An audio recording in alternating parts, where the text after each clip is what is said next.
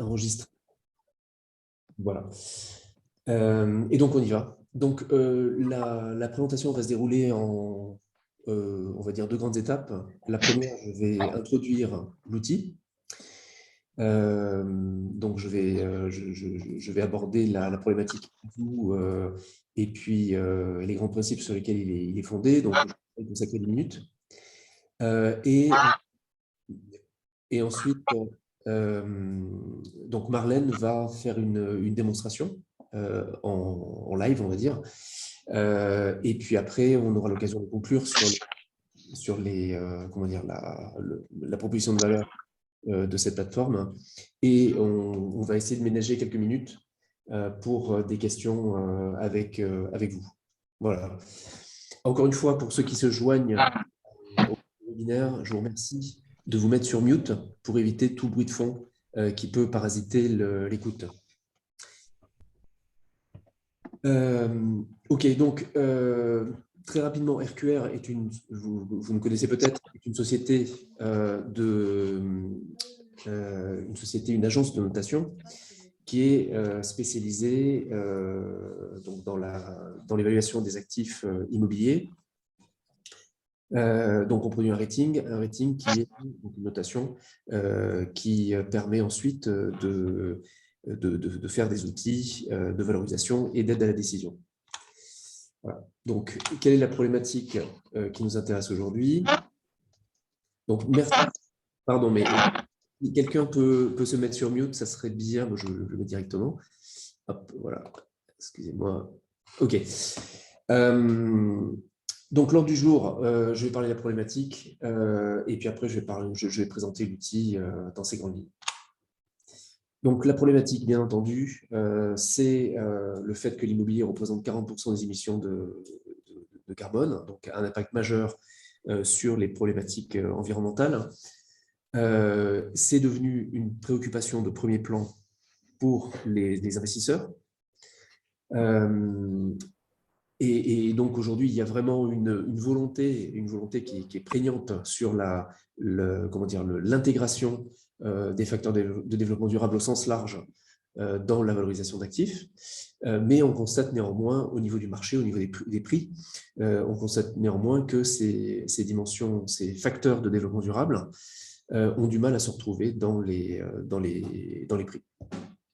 Et donc, ça crée une dissonance, on va dire une sorte de dissonance cognitive chez les investisseurs qui, d'un côté, aimeraient bien que ces facteurs soient pris en compte, et puis qui, par ailleurs, ont des difficultés à le faire de manière très concrète. Donc, l'objectif, c'est de résoudre ce problème. Et donc, quand on pose un petit peu dans les causes de cette situation, donc, bon, je l'ai dit, effectivement, c'est que la raison pour laquelle le développement durable, les facteurs de développement durable sont assez peu pris en compte dans les décisions d'investissement, c'est qu'ils sont peu ou mal pricés par le marché aujourd'hui. Et on a analysé récemment que sur, en gros, 45 dimensions, 45 facettes, en fait, de la valeur, en fait, d'un immeuble.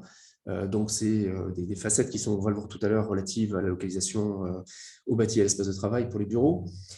On constate que seulement une faible fraction de ces dimensions sont aujourd'hui intégrées sont aujourd'hui pricées par le marché. Cette absence, enfin cette situation, selon nous, résulte d'un manque d'outils, qui permettent justement de comprendre, d'appréhender, de synthétiser l'ensemble de ces dimensions en fait, hein, qui constituent un actif complexe qu'est l'immobilier, et outils qui permettraient une fois après les avoir appréhendés, de finalement les connecter avec la valeur financière. Et donc, IVDS, Integrated Valuation and Decision Support System, est justement un outil qui est là pour une plateforme qui est là pour résoudre ce problème. Donc, IVDS, en fait, qu'est-ce que c'est? On va le voir tout à l'heure de manière très concrète. C'est une plateforme de valorisation durable et d'aide à la décision pour les investisseurs. Donc ça, c'est très important. L'utilisateur, enfin, le bénéficiaire final, c'est les investisseurs, également pour les banques. Ce sont des outils. C'est une plateforme qui permet l'évaluation de l'immeuble donc sa notation, qui permet également des simulations sur par exemple, des impacts de travaux, qui permet le benchmarking, qui permet la valorisation financière, donc au niveau des locatifs et au niveau des capital value, donc des valeurs vénales, et qui permet également la communication contextuelle. Pour ceux qui connaissent bien Slack, par exemple, ou Stack Overflow, vous n'avez donc pas besoin de préciser sur la plateforme, vous n'aurez pas besoin de préciser de quel actif vous parlez. Il sera évident pour votre interlocuteur que vous parlerez d'un actif déjà identifié. Les mots-clés, c'est objectivité, quantification, simplicité, rapidité, collaboration. Ça, ce sont les mots-clés de la plateforme.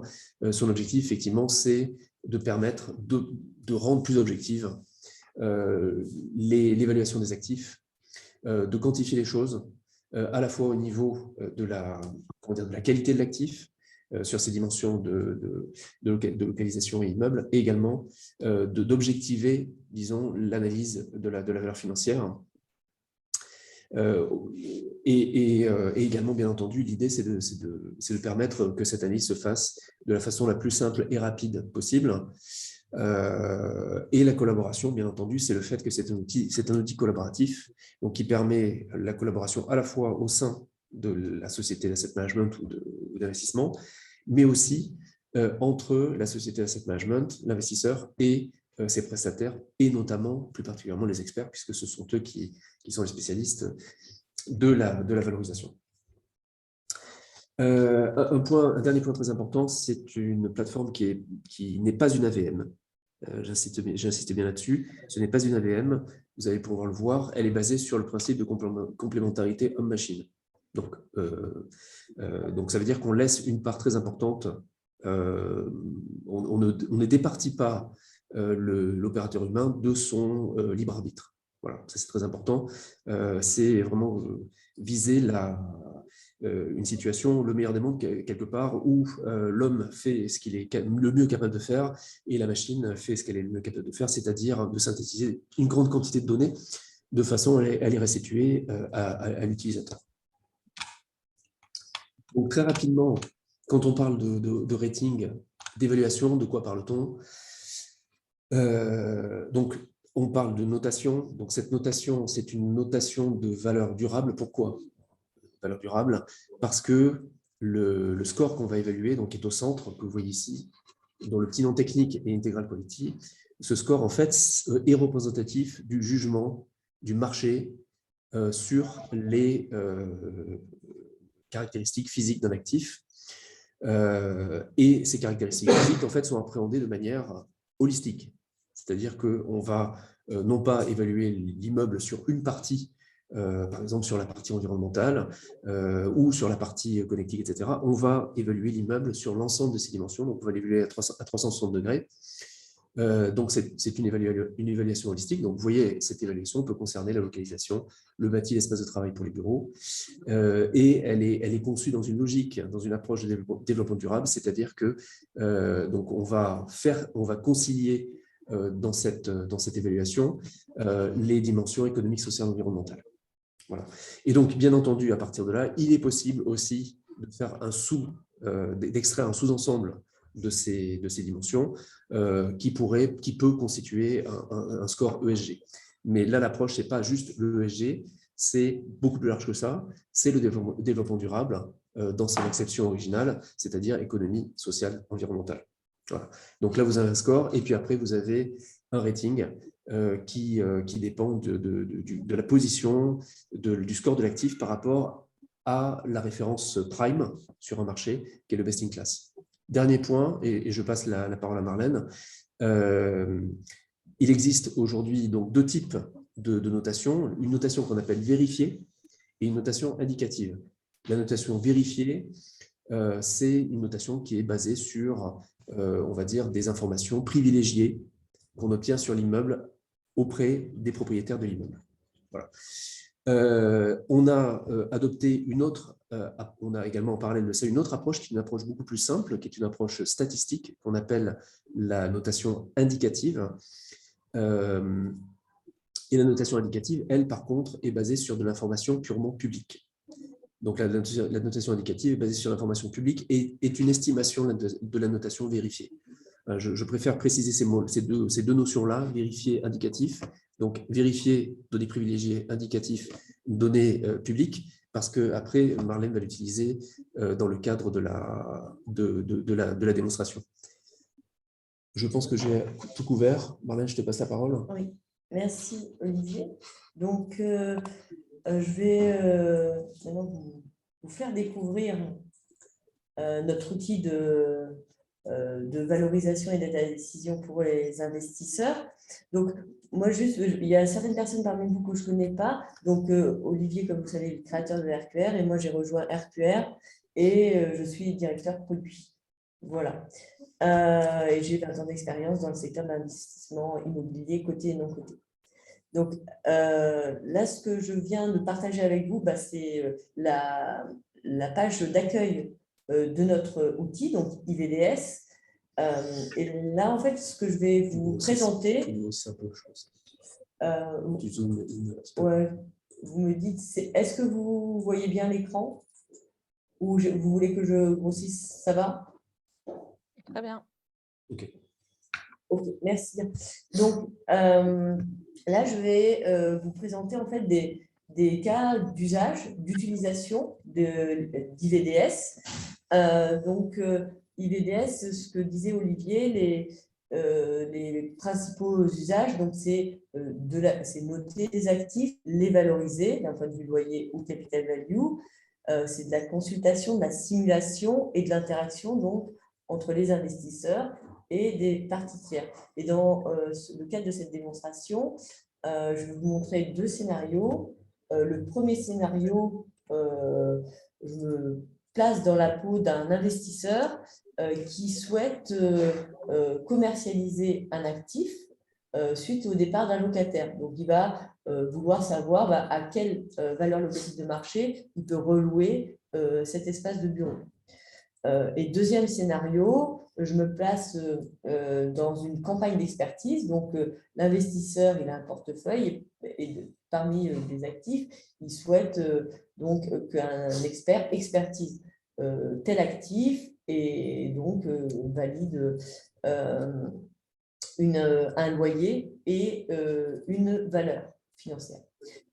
Donc, je vais procéder au premier scénario. Tout d'abord, je vais vous présenter le tableau de bord sur lequel l'investisseur va se connecter donc, pour commercialiser, faire une commercialisation locative de cet actif. Donc, il se connecte à IVDS et il tombe donc sur ce tableau de bord. Donc là, il y a 4 actifs dans son portefeuille et l'actif concerné, c'est l'actif 1. Donc, comme vous voyez, donc, il y a la typologie d'actifs, bureau, le sous-marché dans lequel est positionné l'actif, et puis un statut de contrôle, c'est-à-dire ce que expliquait Olivier, c'est la notation qui a été effectuée. Donc, Olivier expliquait les notations vérifiées, les notations indicatives, et ensuite, c'est des statuts de workflow, en gros, revus et finalisés. Donc, voilà. Dans ce tableau de bord, ce que vous voyez, donc ce qui vous intéresse aussi, là, c'est la valeur locative estimée et la capital value qui apparaissent quand la valeur est finalisée. Dans ce tableau de bord, vous pouvez rechercher un actif si vous avez 200 actifs en portefeuille. La petite loupe peut être utile pour taper un actif en direct. Vous avez aussi des filtres qui vous permettent de filtrer selon les typologies d'actifs, le pays et le sous-marché. Vous avez également un petit plus qui va vous permettre de créer un actif. Et donc, comme le disait Olivier, de générer une notation indicative. Donc, si je crée un actif, un nouvel actif, donc cette page va apparaître et je vais créer le nom de l'actif et ensuite je vais accéder à la page de notation indicative, c'est-à-dire avec les 16 champs de métadonnées dont a parlé Olivier. Et ces 16 champs de métadonnées, c'est quoi? C'est de l'information publique. Donc, à l'issue de ça, on a créé un nouvel actif qui apparaîtra dans le tableau de bord. Donc voilà. Alors là, on va s'intéresser à l'actif 1, donc dans le cadre d'une commercialisation locative d'un actif. Donc, l'investisseur va construire son argumentaire pour relouer l'actif. Donc, quand il clique sur l'assiette 1, il arrive à la page de notation de l'actif qui est un résumé, donc pour avoir la notation fondamentale de l'actif. Là, il voit que l'actif qu'il souhaite recommercialiser est très bien noté. Donc, il a un score sur 1000 de 833 qui est à rapprocher de son prime du marché sur lequel il est positionné, donc Paris CBD. Et cela permet de générer le double A. Donc, comme l'a dit Olivier, on a une échelle de rating qui va de single E à triple A. Donc là, il est très bien noté.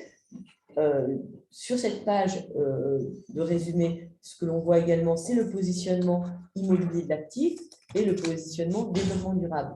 Donc, ici, on voit les 4 fondamentaux du positionnement immobilier, la qualité d'espace de travail, la qualité du bâti et la qualité de la localisation. Ces pourcentages-là, c'est un score, c'est un positionnement par rapport au prime. Donc, ça veut dire quoi? Ça veut dire qu'en termes de qualité d'espace de travail, l'asset 1 est positionné à 91% du best in class. En gros, c'est ça. Donc, au niveau du bâti, c'est le même raisonnement. Localisation, pareil. Et ce que vous avez en lecture directe, donc la lecture immobilière, vous avez la lecture développement durable, donc le positionnement de l'actif en développement durable. Donc là encore, c'est un positionnement par rapport au best in class. Donc en termes d'utilité sociale, d'utilité environnementale, économique, voilà comment se positionne cet actif que l'investisseur souhaite recommercialiser. Donc là, il a un overview, comme l'indique le nom dans le menu, et pour savoir quelle force et quelle faiblesse il va mettre en avant auprès des locataires, plutôt les forces, ou montrer aussi les risques pour avoir une idée du loyer. S'il veut avoir plus de détails sur les forces et faiblesses de l'actif, l'investisseur va aller dans Positioning, qui est un positionnement détaillé de l'actif. Donc, vous, ce que vous avez vu en overview, c'est quoi? C'est ça, ce que je vous montre à l'écran actuellement. Si en immobilier, vous avez la même chose pour le développement durable. Si vous voulez avoir plus de détails, vous déroulez les différents bar charts.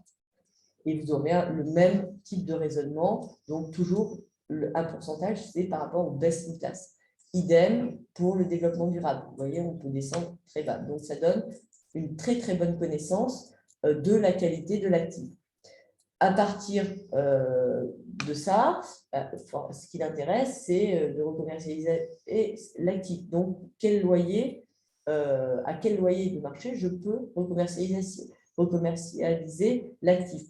Donc là, l'investisseur, il va aller dans l'onglet Financial Valuation et c'est là où il va pouvoir voir quel est le loyer de marché auquel il pourra relouer l'actif. Donc là, je vais diminuer un petit peu l'écran pour que vous puissiez voir tous les KPIs sur le tableau de bord de valeur financière. Donc là, vous avez l'actif à estimer. Donc le score est rappelé, le rating, il est positionné sur le sous-marché Paris CBD. Son score de location est 16,5 sur 20. Son score qualité, 16,8 sur 20. Et là, ensuite, vous avez le tableau de bord qui permet d'estimer le loyer de marché de l'actif. Donc, IVDS va permettre de générer une liste de comparables. Donc là, vous voyez la liste de comparables, comment elle a été générée. Ici, vous avez un petit menu contextuel qui vous permet de choisir que ce que vous voulez estimer. Donc là, il se trouve que ce qui nous intéresse, c'est la valeur locative de marché. On pourrait aussi faire la capital value, on va le voir dans le scénario 2 pour la campagne d'expertise. Vous avez des filtres. Donc là, selon ces critères-là, la liste de comparables va évoluer. Et ensuite, on génère cette liste de comparables. Et là, ce que vous voyez, pour chaque ligne, les loyers ajustés de chacun des comparables. Et ces loyers, alors, loyer ajusté, pourquoi on appelle ça le loyer ajusté? Parce que notre modèle algorithmique part des loyers observés de marché et à partir d'un modèle multivariable, on va ajuster ce loyer de marché, par exemple, selon les écarts de qualité des actifs, taux de vacances, l'effet temps, une batterie en fait de critères. Donc là, ça nous permet d'obtenir ces loyers ajustés. Et alors, je ne sais pas, vous voyez mon écran, le rectangle vert? Oui. Donc, en fait, vous avez la moyenne du loyer ajusté. Et donc, c'est le loyer estimé. Donc, l'investisseur pourra louer à 742 € par mètre carré. Et ce qui va être super intéressant pour l'investisseur, c'est la moyenne de la distance à la moyenne. Ça veut dire que ce 13% que j'entoure là avec mon curseur, ça veut dire que dans ma liste de comparables, en moyenne, les loyers ajustés ressortent à plus ou moins 13% du loyer estimé. Et j'ai un très bon taux de similarité par rapport à mon sujet, c'est-à-dire 72%. Et tout ça, c'est quantitatif. Ce n'est pas par ma connaissance personnelle du marché, j'estime que cet actif est similaire ou proche. Là, c'est des données qui vont nous permettre d'obtenir ce loyer de marché. Donc, voilà, et puis l'investisseur pourra donc mettre sur le marché. Peut-être juste un point, là il est également possible donc d'affiner sur la base de cette moyenne des écarts de cet écart moyen, pardon, de cette distance moyenne au loyer moyen, chacun des loyers ajustés à la moyenne, par exemple décidant Oui, pardon, oui. par exemple en décidant de décocher certains comparables, comme par exemple celui qui est tout en bas, qui permettrait donc en décochant ce comparable-là, forcément on va réduire l'écart moyen par rapport à la valeur estimée, ce qui permettra d'affiner encore cette valeur estimée. Chose très importante ici, dernier point, toutes les informations, donc les scores qui sont montrés ici, ainsi que les loyers, bien entendu, qui sont ajustés. Donc les scores, pardon, je vais reprendre. Les scores, ce sont des scores indicatifs. Donc ceux qui sont montrés sont des scores indicatifs. Les scores qui sont utilisés sont des scores vérifiés. Donc, puisqu'il est très clair qu'on s'est engagé auprès de nos clients à ne pas divulguer les scores vérifiés, leurs scores vérifiés. Donc, les scores vérifiés restent confidentiels. Ils sont par contre utilisés dans les calculs d'ajustement des loyers. Donc, ajustement multifactoriel, comme l'a signalé Marlène, pour permettre finalement de réduire les écarts, enfin de tenir compte plutôt des écarts entre l'actif comparable et l'actif à évaluer qui est en haut à gauche. Et donc, c'est très important de bien comprendre que l'information qu'on montre ici, ce n'est pas une information confidentielle, c'est une information qui est donc tronquée, modifiée pour une partie et pour une autre partie, pour la partie rating qui est indicative. Donc, ce que je vous propose maintenant, c'est de passer au scénario 2. Donc, le scénario 2, l'investisseur donc entre en campagne d'expertise et donc va mandater un expert pour expertiser un de ses actifs. Donc, on va prendre l'actif 3, par exemple. Donc là, pour l'instant, comme je vous l'ai dit, c'est une plateforme sécurisée, donc l'investisseur a un login, un mot de passe, et il n'y a que lui qui a accès à ses actifs. Là, il va mandater une personne tiers, donc il va pouvoir partager avec les experts cet actif 3. Et donc, une fois fait, l'expert va accéder à la même page. Donc, ici, on imagine maintenant que l'expert commence son travail. Cet actif avait déjà eu une notation. Le travail de l'expert va consister donc à renoter l'actif, revoir la notation, et estimer donc le loyer et la valeur vénale. Donc, pour revoir l'actif, donc tout à l'heure on était dans l'overview,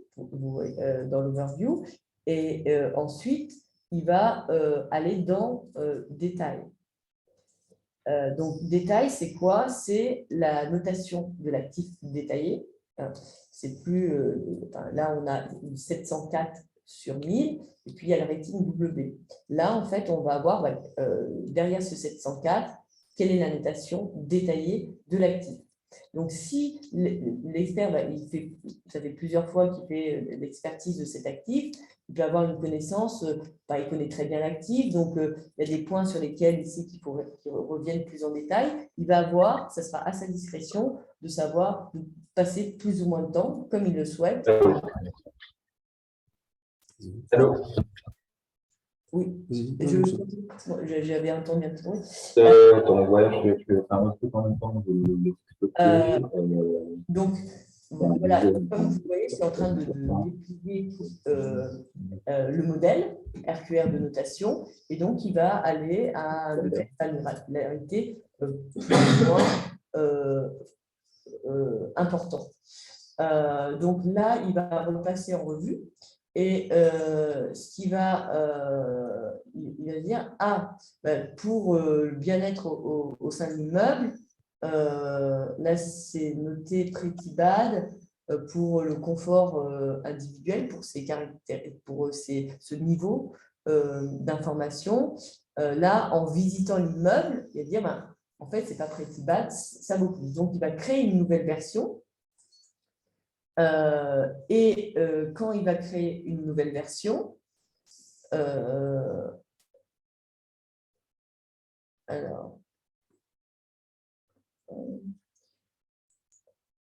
il va en fait voir apparaître actual, scénario, prediction. Donc là, le système lui demande quelle version il veut créer. Là, il se trouve que c'est une version, l'immeuble existe, donc il va choisir actual.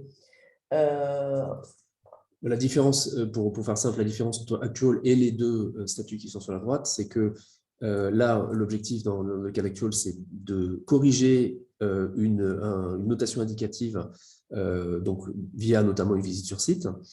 Mais donc l'objectif, c'est de qualifier finalement l'immeuble tel qu'il est aujourd'hui, alors que dans le cas de Scenario Prediction, l'idée, c'est plutôt, par exemple, de modifier l'évaluation pour refléter l'impact d'un plan de travaux qui serait envisagé. Donc, c'est le même système finalement qui permet de corriger une évaluation existante et qui permet de faire des simulations pour voir comment un programme de travaux, par exemple, impactera l'évaluation, la valeur durable, la notation de valeur durable d'un actif.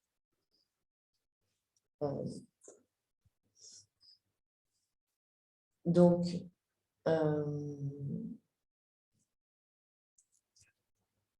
là, il va être en mesure de modifier. Donc là, par exemple, pour ce niveau d'information, par exemple, il va pouvoir modifier le Pretty Bad, donc nouvelle version. Il considère que c'est very good et il va changer. Donc, ce changement, ça va permettre d'avoir un certain nombre de faire apparaître en fait les simulations. Donc, vous voyez, vous avez un petit point rouge qui va permettre de simuler, enfin de voir quelle modification l'expert a faite. Donc, ainsi de suite sur un certain nombre de caractéristiques. Bon, il peut faire le confort acoustique, la qualité de l'air interne. Donc là, pour aller plus vite, j'ai déjà fait un certain nombre de modifications. Donc là, donc on a modifié dans cette sous-dimension, on était en pretty bad partout. Là, j'ai mis good partout. Et donc, le score, qui était de 704, est passé à 738. On était double B, si vous vous souvenez. Là, on est passé à triple B. Et donc, quand il a fait ces modifications, ensuite, l'expert, ce qu'il va faire, il va retourner sur la page financière pour en fait évaluer l'actif. Alors, juste pour peut-être résumer le point qu'on vient de passer, les modifications, les corrections qui sont apportées à un actif, à une évaluation, peuvent se faire de deux façons différentes. Au niveau des évaluations, on va dire, des évaluations élémentaires de l'actif, ou au niveau des caractéristiques, c'est-à-dire de la donnée immeuble ou de la donnée de localisation de l'actif. Donc, c'est deux niveaux de granularité auxquels peuvent se faire les modifications, selon le temps que peut y attribuer, enfin, y allouer, pardon, l'utilisateur au moment où il réalise cette opération. Donc, le premier cas, modification au niveau des évaluations alimentaires, ça peut aller très très vite. En quelques minutes, ça peut être fait. Si on veut rentrer plus dans le détail au niveau des caractéristiques, ça prendra un peu plus de temps. Il y a une autre façon, peut-être un peu hybride, plus stratégique, où on va aller se concentrer sur les évaluations qui semblent surprenantes et ne modifier les caractéristiques que dans le cadre de ces évaluations. Donc là, on est arrivé à… donc donc se connecte, navigue dans Financial Valuation et donc ça c'est l'actif qu'il a évalué, c'est un score qualité de 738, triple B, alors qu'initialement il était à 704 et il valait un double B. Et là, donc on peut, bien sûr, il y a la rental value, la valeur locative de marché, mais on a vu cette fonctionnalité tout à l'heure. Il va estimer de la même manière la valeur locative de marché que ce que l'on a vu dans le scénario 1.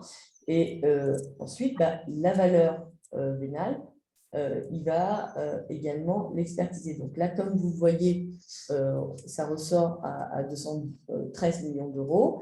Et là, idem, même méthode que la dernière fois, que pour les loyers estimés, le IVDS va permettre de générer une liste de comparables avec des capital value ajustés et ça va nous permettre d'évaluer cette capital value.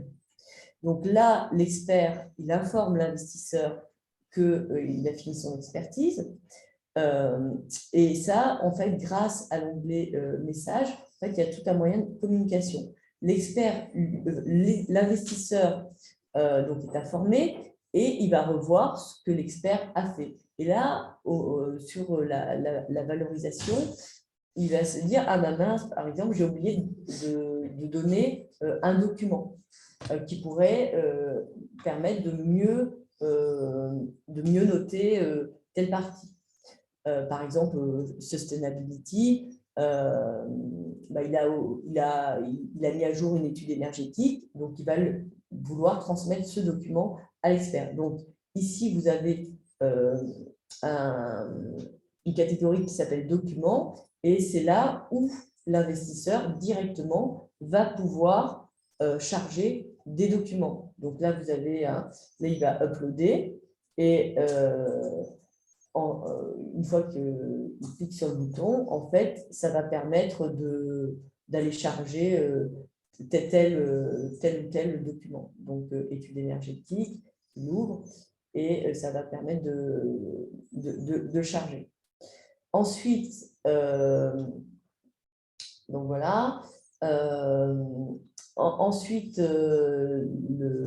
l'expert va refaire la notation avec ces nouveaux éléments. Et donc ça va lui permettre de justifier la modification. Là, vous voyez, sustainability, c'est dans la consommation d'énergie responsable. Là, le diagnostic énergétique, là, il était classé G. Là, il va pouvoir modifier l'actif et donc renoter l'actif et le faire passer en A. Donc, ça permet de montrer que finalement, la communication aussi devient beaucoup plus factuelle, puisque là, il ne s'agit pas forcément d'emblée de négocier, enfin de discuter, pardon, un prix ou une valeur, mais il s'agit d'abord de se mettre d'accord sur la qualification de l'actif, sur l'ensemble de ses facettes. Voilà, de ces fondamentaux. C'est le physique qui est une grande partie qui va driver la valeur fondamentale. Donc là, comme vous voyez, ce petit changement aboutit à 4 points de plus. Et à partir de ce moment-là, l'expert va redemander à l'investisseur est-ce que j'ai bien tous les documents ont été fournis. Donc, il va finaliser la valorisation et d'où le final. Et ensuite, il va reprocéder à ce que l'on a vu tout à l'heure, c'est-à-dire l'estimation de la capital value et du loyer estimé. Donc, et là, en fait, on était à 212 600 000. Là, les 4 points, ça permet d'atteindre une capital value de 215 millions d'euros. Donc, alors, hop. Et donc ensuite, l'expert peut mettre dans son rapport d'expertise ces capital value estimées et ses loyers en relevant les forces et les faiblesses de l'actif et en ayant un dossier très détaillé grâce à IVDS. Et une fois que une fois que l'expert a finalisé la valorisation, à ce moment-là, les chiffres en fait, qui ont été retenus à la fois pour la VLM et pour le capital value sont remontés dans le dashboard du départ qu'a montré Marlène. Voilà, donc voilà. C'est bien ici, le message aussi, c'était de montrer que, bon, bien entendu, l'outil est là pour faire un certain nombre de calculs, mais l'opérateur humain est très présent et peut intervenir à différents niveaux au moment du rating et également au moment au moment aussi de la valorisation financière, bien entendu. Donc, je vais conclure rapidement et puis on pourra passer à des questions. Je prends 5 minutes de plus. Donc, pour revenir sur les bénéfices d'IVDS, donc les premiers, bien entendu, ce sont des bénéfices décisionnels, parmi lesquels il y a bien entendu la qualité des décisions. Si vous avez des valeurs qui sont… la valeur étant l'incitation par excellence, en fait, des décisions en asset management. Si vous avez des valeurs plus robustes, vous avez forcément des décisions qui sont également plus fiables. Et donc, au final, vous êtes aussi en capacité, comme on l'a vu, de valoriser vos investissements, donc de valoriser l'impact valeur des CAPEX. Ça, c'est très important. C'est quelque chose qui est difficile à faire sans outils adaptés. Et donc, ça vous permet d'éviter d'être pénalisé, notamment au niveau des benchmarking de performance relative par le fait que vous avez investi dans vos actifs. Ça permet également de, bon, comme j'ai dit, de valoriser les investissements dits ESG ou dans le domaine du développement durable. Ça permet aussi de constater, par exemple, sur une acquisition, une déconnexion entre la valeur et puis le prix, par exemple, de manière très objective. Et puis, ça permet de présenter aux banques des dossiers qui sont comment dire, qui sont encore plus convaincants dans la mesure où on apporte des éléments tout à fait tangibles et en plus traçables, partageables entre les parties. Il y a également donc, des bénéfices de nature plus opérationnelle. Donc, les bénéfices opérationnels, c'est que ça permet donc la valorisation.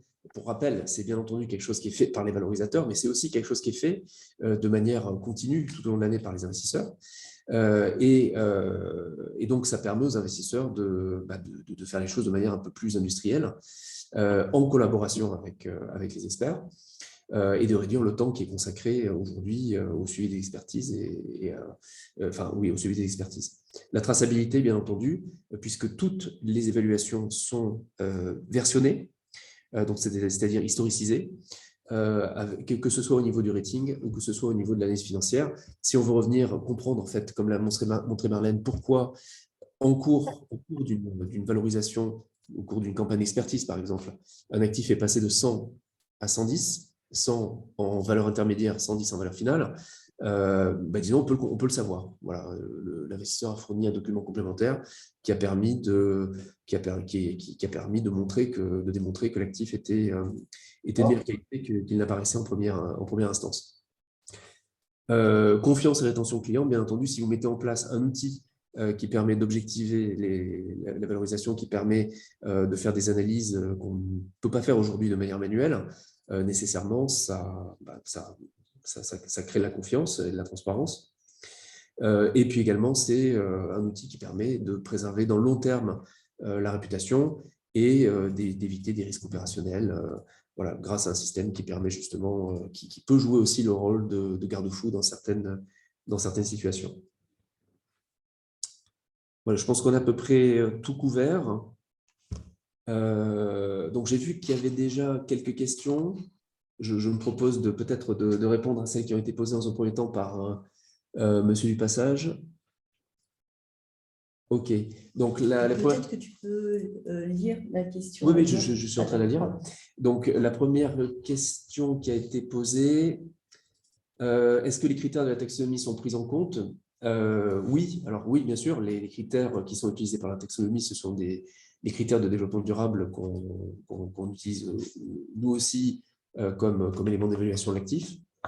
Donc, c'est tout ce à quoi vous pouvez penser, en fait, dans le domaine énergétique, des émissions de carbone, de la préservation de la biodiversité, pardon, du recyclage, du réemploi, etc. Alors, combien de critères sont… comment ces critères… Ah, d'accord. Donc, comment ces critères sont valorisés et pondérés? Donc, les critères, la façon de valoriser les critères, donc, il y a 150 critères à peu près pour une évaluation, donc relatifs à la localisation, à l'espace de travail et au bâti. Et sur chacun de ces critères, on va définir une échelle de performance. Donc, on va prendre par exemple la consommation énergétique qui va des situations où on a une passoire thermique avec une très mauvaise… des niveaux de consommation par mètre carré par an qui sont très élevés, à des situations où on peut aller jusqu'à l'immeuble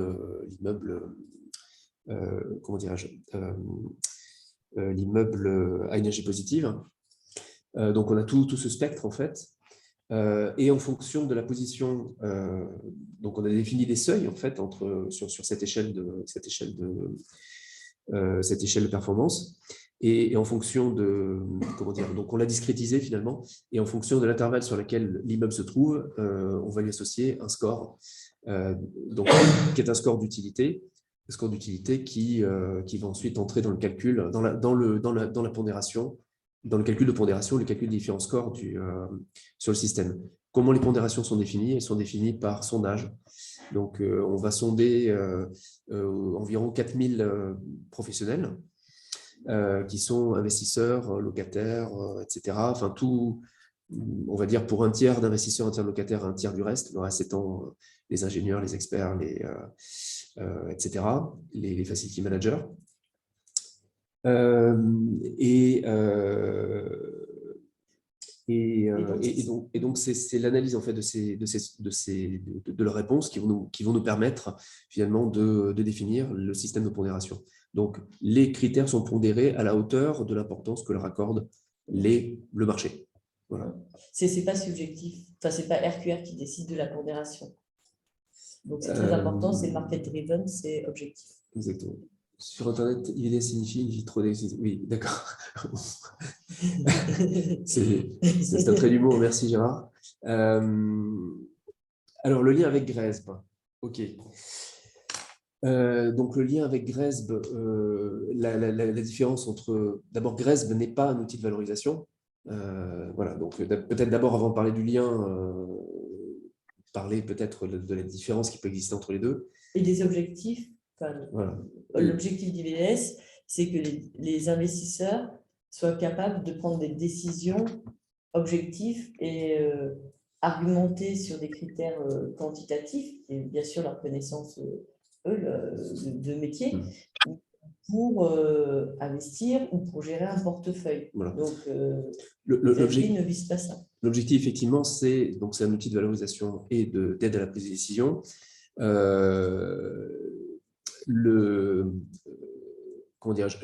IVDS, en fait, le concept de départ, donc qui a fait l'objet d'un pilote, justement, avec un groupe d'experts et un groupe d'investisseurs pendant 12 mois, pratiquement, c'est que si on veut que les facteurs de développement durable soient pris en compte dans la décision, la meilleure solution, c'est qu'ils soient valorisés. C'est la valorisation qui, comme j'ai dit tout à l'heure, est une incitation extrêmement puissante. La valeur qui est une incitation extrêmement puissante. Et donc, c'est tout l'objectif de cet outil, donc, qui connecte de manière formelle, finalement, la qualification développement durable d'un actif et sa valorisation. Alors, le lien avec GRESB, aujourd'hui, on n'en a pas, si ce n'est le fait qu'il y a un certain nombre de dimensions qui sont communes, partagées sur la partie notamment environnementale. Mais disons, si vous prenez RQR, aujourd'hui, on n'a pas d'accord avec GRESB qui permet de dire j'utilise RQR, donc je gagne les points GRESB. Voilà. Mais c'est quelque chose qu'on pourrait éventuellement envisager.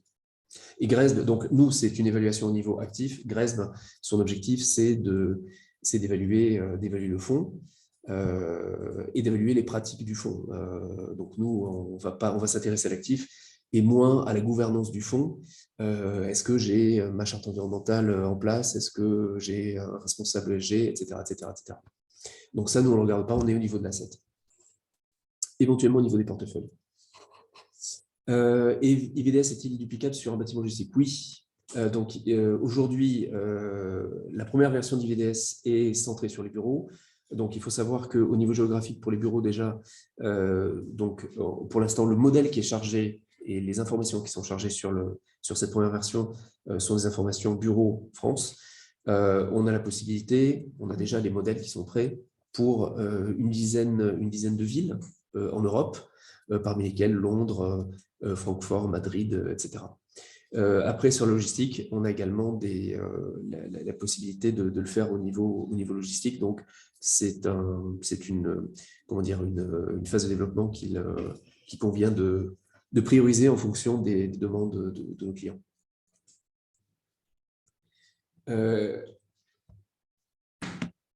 Est-ce que j'ai répondu à toutes les questions? Est-ce qu'il y en a d'autres? Donc, bien entendu, aujourd'hui, l'objectif, c'était pas de rentrer vraiment dans le détail, c'était de vous proposer une introduction à cette plateforme. On est à votre entière disposition, donc vous avez nos coordonnées, on est à votre entière disposition pour des ateliers, pour vous expliquer plus avant l'outil et son utilisation, son intégration dans votre processus de valorisation et d'investissement. Il nous reste 4 minutes. Si vous avez encore quelques questions, par oral aussi, ça marche. N'hésitez pas. Oui, effectivement, j'ai une question. Je voulais savoir comment était pris en compte, si une transaction est un petit peu ancienne, comment elle est prise en compte en termes d'ajustement, parce qu'effectivement, le marché, lui, évolue au fil des mois. Donc, est-ce qu'il y a également un coefficient d'ajustement temporel? Oui. Alors, c'est vrai qu'on on s'est pas beaucoup attardé. Merci beaucoup pour ces questions. On ne s'est pas beaucoup attardé sur le processus d'ajustement. On a parlé d'ajustement comme si c'était quelque chose, si c'était une évidence. C'est quelque chose qui, bon, c'est un mécanisme qui est assez complexe. Marlène a utilisé le mot de multivariable. Donc, effectivement, l'ajustement consiste à dire, voilà, j'ai mon actif à évaluer, objet de l'évaluation, j'ai des comparables sur lesquels j'observe, j'ai un comparable sur lequel j'observe une valeur de transaction, ou un prix de transaction, pardon. Ce prix de transaction, il n'a pas de sens immédiat pour mon actif. Pourquoi? Parce que en immobilier, il n'y a pas d'actifs identiques, et donc il y a des différences de qualité, des différences de localisation, parfois des différences de marché, de conditions de marché. Il peut y avoir des différences de typologie d'actifs aussi. Dans certains cas, on va être obligé d'utiliser des actifs qui ne font pas exactement partie de la même typologie. Par exemple, haussmannien ou standard. Voilà. C'est pas de classe d'actifs. Voilà. Et donc, sur l'ensemble de ces dimensions, on a un système qui va finalement déterminer les sortes de sensibilité et qui va dire, voilà, si vous êtes, si le comparable est de moindre qualité que l'actif à évaluer, il va falloir ajuster le loyer, par exemple, de tant de pourcents. Si le taux de vacances sur le comparable est supérieur à celui de l'actif à évaluer, de la même façon, on va faire un ajustement à la hausse et à la baisse dans le cas contraire. Donc, effectivement, sur la partie temps, temporelle, donc le temps fait partie des variables qui sont, enfin des caractéristiques qui sont ajustées, puisqu'effectivement, les transactions peuvent se passer 6 mois avant, 9 mois avant, parfois 1 an ou 2 ans avant, et il faut être capable finalement d'ajuster pro rata temporis cette différence-là. Cet écart-là. Et donc, cet écart est ajusté de manière, on va dire, statistique dans l'analyse comparable. Merci, c'est très clair. On ne l'a pas montré, mais si on peut rentrer dans le détail d'un comparable en cliquant sur le comparable et en allant regarder le détail des ajustements qui ont été appliqués à ce comparable.